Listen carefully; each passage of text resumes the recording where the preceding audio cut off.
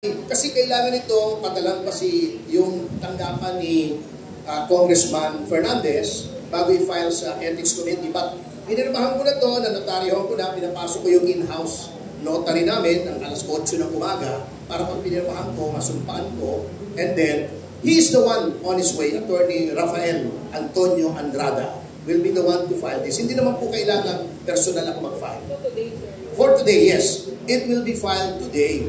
Kasi alam nyo, I just want to show some members of Congress that you cannot abuse your rights and privileges without encountering pushback. Ito ikwento ko lang. Ngayon, umpisahan nila yung TRICOM hearing on guidelines daw on fake news. Kasi, eto, get this. Kaya nila ginawa yung TRICOM na yun dahil may mga fake news daw na targeted against members of the Quadcom. Unang-una, kung alam mo ang iyong konstitusyon, you cannot do that. You cannot start legislation for the benefit of a particular class of people. That is class legislation that is prohibited under the Constitution. Hindi pwedeng gagawa kami ng batas para sa amin lang. That's unallowable class legislation. Gagawa ka ng batas, mag-iimbestiga ka dahil kinikriticize ang Quadcom. Saang planeta na naman pwede yan? Baka sa alternate universe. Hindi po pwede yun.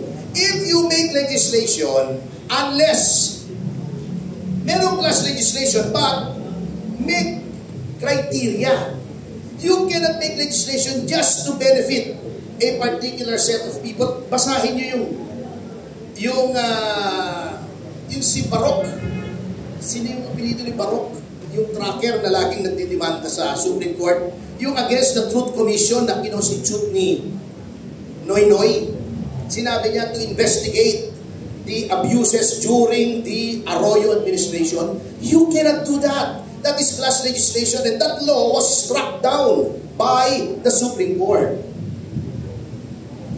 Bakit i-concentrate mo sa criticism sa Quadcom? Meron bang kailangan batas pa?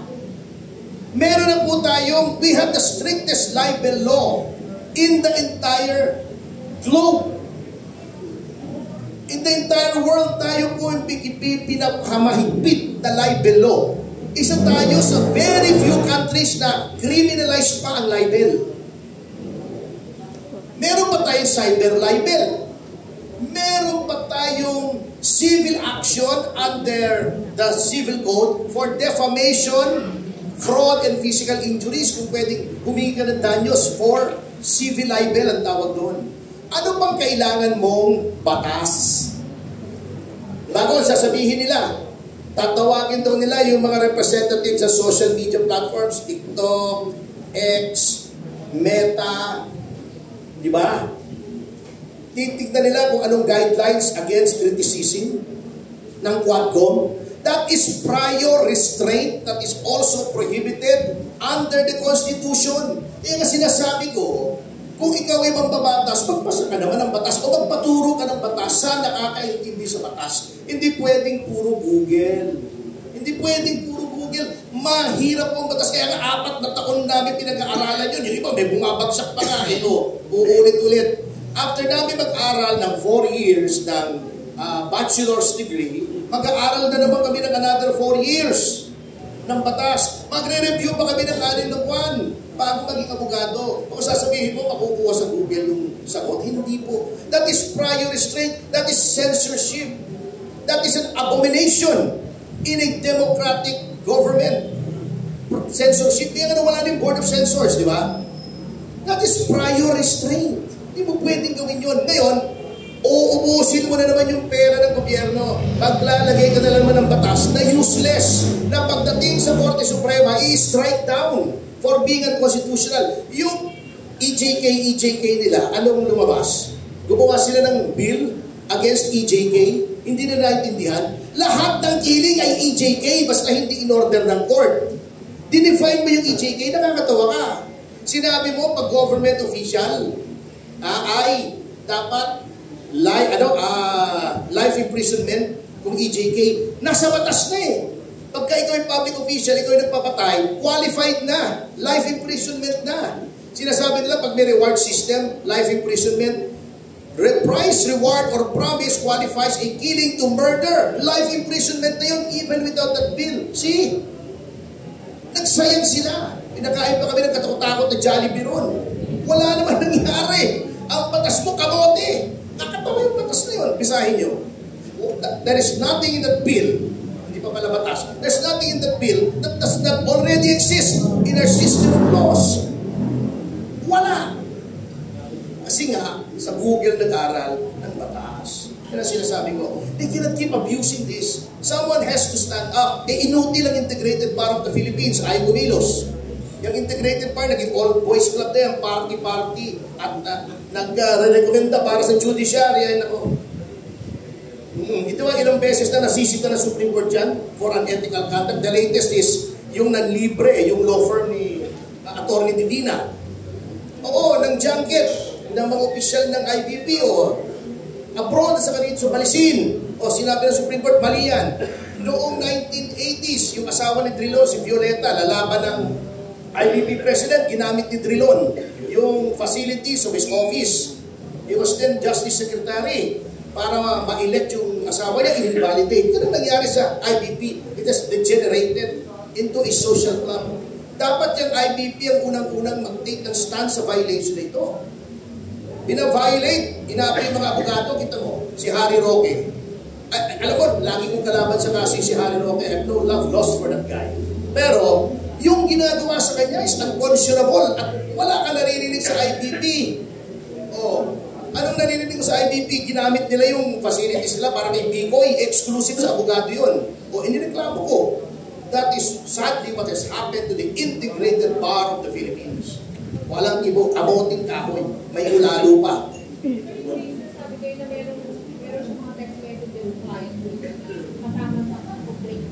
Ano yung mga text messages na one round na papayos Yun nga eh. At tinetext nila yung resource person. They should not do that. Hindi pwede yung nagtitext, yung communicate katulad ng ginagawa nila kay Grijaldo. Because you're polluting the witness. You should not do that. Talagang brazen eh. You know why? Because the present leadership of the House has cultivated a culture of impunity. Lahat pwede na.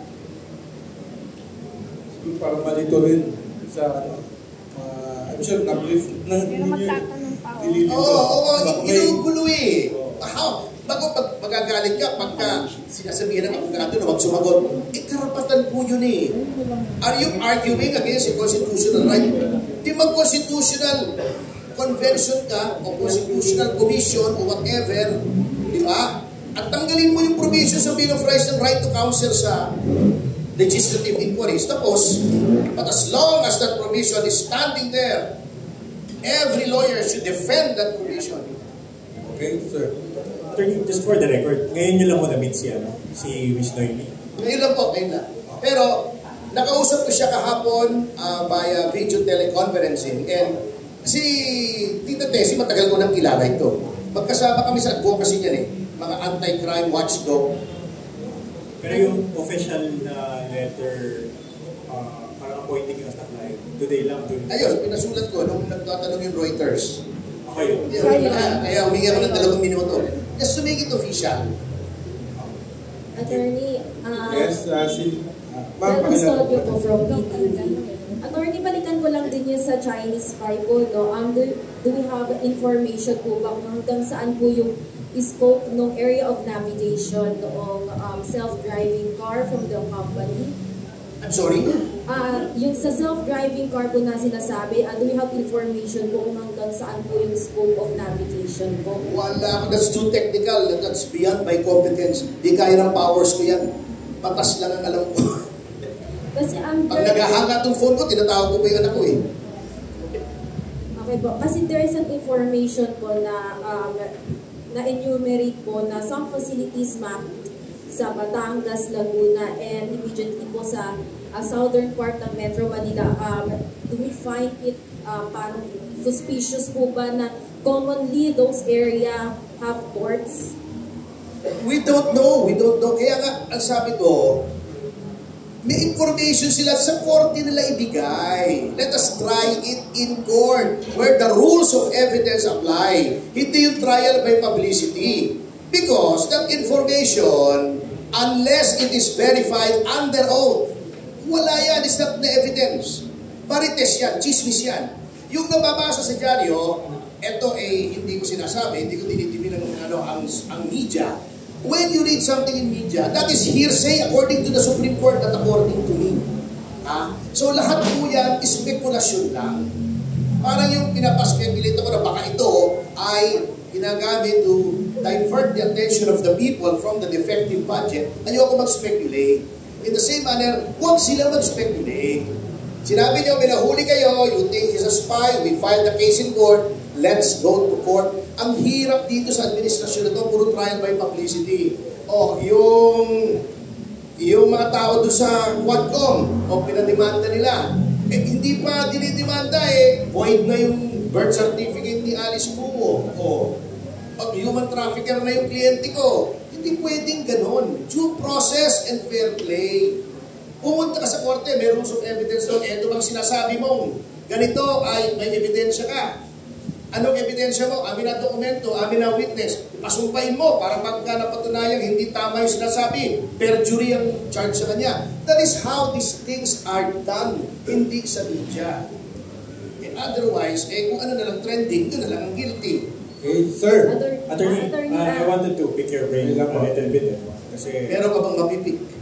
Because, as you mentioned, whatever is reported in media is speculative in nature anyway. So, why would you survey a military facility for your self-driving endeavor or for your company that focuses on autonomous self-driving? It's a remote area, and you'd rather focus on city streets and roads, no?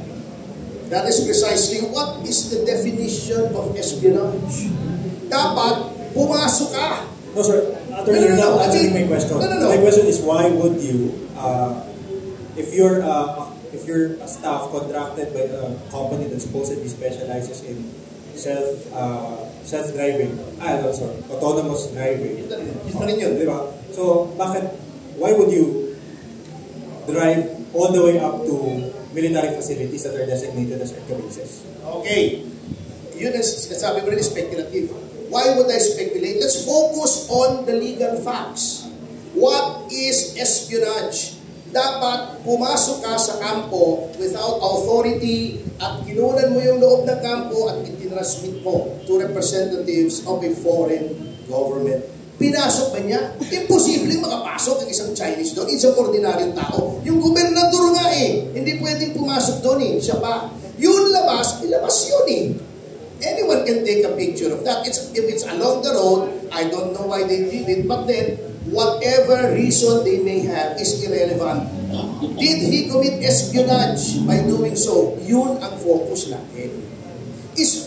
As a person is not a spy unless he committed espionage. And the term is defined under the law with certain specific elements. Without those elements, you cannot call him a spy. But in fairness, attorney to government, they're not saying that he's a spy. He is suspected of espionage.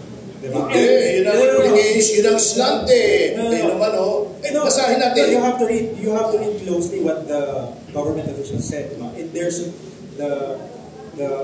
Mr. Deng is suspected of... Yes, and then sasabihin nila... And his acts are suspect, di ba?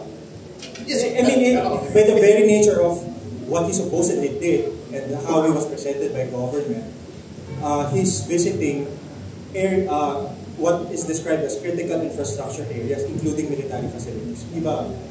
Is that the only place? Ito how old are you? I'm 32, sir. Okay. 1988 pa, nasa media na ako ni Doy Laurel. And we all know, let's not be naive, it's not what it's written, it's how it's presented. It's called a slant.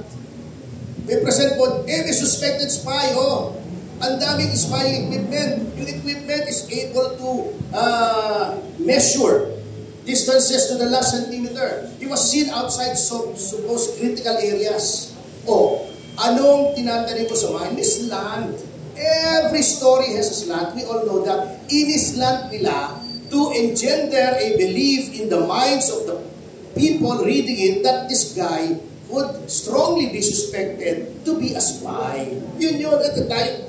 I write for Daily Tribune and Philippine Star. I have an op-ed program. Everything has a slant. Alam naman natin yan, it's how you present it. Bakit yun nila sinabing, may nahuli, may equipment. The equipment could be used for spying, we will investigate. Yun lang doon. Yun ang facts. Oo, kung gano'n sana, ang tawag doon, slant editorializing, cherry picking. Alam lahat yan ng mga reporters. It's how you present it. And sometimes, yung report, yung copy na sinasubmit ninyo, dinirewrite siya ng editor, doon pumapasok ang slant. Alam naman natin lahat yan. I mean, let's get real, di ba? Lahat tayo na sa media. We're all media men here, including myself. Alam natin yan. Attorney, another follow-up po, upang background checking sa allegedly Chinese spy, meron na po ba siyang previous records? Kaya naman, wala pa isang oras ang abogado, tinanong mo na. I'll try to find out. Okay, sir. Pero ang issue rito, previous record, equipment, critical infrastructure, extend the rights to him under the law. Due process, presumption of innocence. When you write stories na wala pa namang findings at all, na strongly implying that he is a spy, you violate the due process of law and the presumption of innocence. Ganun kasimple. Alam naman natin lahat, anong ginawa ng media noon kay Gloria Macapagal-Arroyo? Di ba mukhang guilty na? Acquitted lahat ng kaso ngayon. Ganun yun. Everyone has an agenda. Aminin na natin sa sarili natin yan. Okay, sir. Name niyo po. Sir, this friend from Bloomberg. So I understand today na formalize yung relationship with Ms. Deng as a lawyer. But please, at least on the conversation, yesterday, nasa video conversation natin. Sir, or nalaman niyo ba kung since kailan pa na-engage si Mr. Deng dun sa ganyung klaseng job na pag-survey? I will find out the facts. Kasi, kung dinala sa'yo, kung doktor ka, dinala sa'yo, pasyente may gunshot wound, hindi mo naman titignan mo na yung history. Gamutin mo muna yung gunshot wound. Then, pag na-stabilize mo na, saka mo tignan yung medical history. Ganun din ang abogado. We cannot refuse. Duty namin eh. May nababiolate yung rights, hindi namin talagang nababiolate yung rights. Let's cure what is in front of us. That is, hindi siya makausap ng kahit sino inkomunikado ay papasukin yung consular officials na ma-violate yung rights niya. Let's address that. Tingnan natin. But, so you will work on that. Ano yung mga immediate steps now that you've been appointed? well, I'll have to talk to my client. So kaya nga, tinitingnan ko kung papapasukin siya, sasabihin nilang may abogadong kakausapin. Kasi ayoko nang makaaway yung mga tao. Alam mo, I do not suffer these fools who violate people's rights. Minsan mga abogado pa nasa NBI. Alam nyo, sadly, not only in this time, ewan ko kung ano maging attitude nila, but the NBI, the DOJ, they have been weaponized to suit a certain narrative. Katulad nung kay Cassie Leong, nirepatriate, di ba? Ba't kinuha ng NBI? Wala namang criminal case. Dapat yun tinurn over sa House. Oh. Arbitrary detention yun eh. Oh. But the NBI shows no compunctions in violating the law when ordered by the higher-ups. So yun ang mabigat dito. We will have to see what kind of case will be filed. Kasi hindi natin pa alam eh. The bail will depend on the information, the crime charge in court. Kasi doon magbe-bail sa court. Di naman sa NBI or yung investigating agency. That's how it works eh. Investigahan nila, executive yan, di ba? Yung NBI is part of the executive. It is the job of the National Prosecution Service to determine whether there is probable cause to, with respect to a person accused of a crime, to file the corresponding information in court. Kung may probable cause, ipafile yan, the court will make its own independent judgment. Yun ang judicial determination of probable cause. The court has 10 days. Titignan niya yung information, titignan niya yung ebidensyang sinumite ng NBI o prosecutor. Kung may probable cause, sasabihin niya, okay, may probable cause, let's hold this person for trial. If he's at large, a warrant will be issued. If he's detained, bail will be set. If bail is a matter of right. That's how it is. Pupunta sa NBI. She will try to see her husband. Okay, ma'am?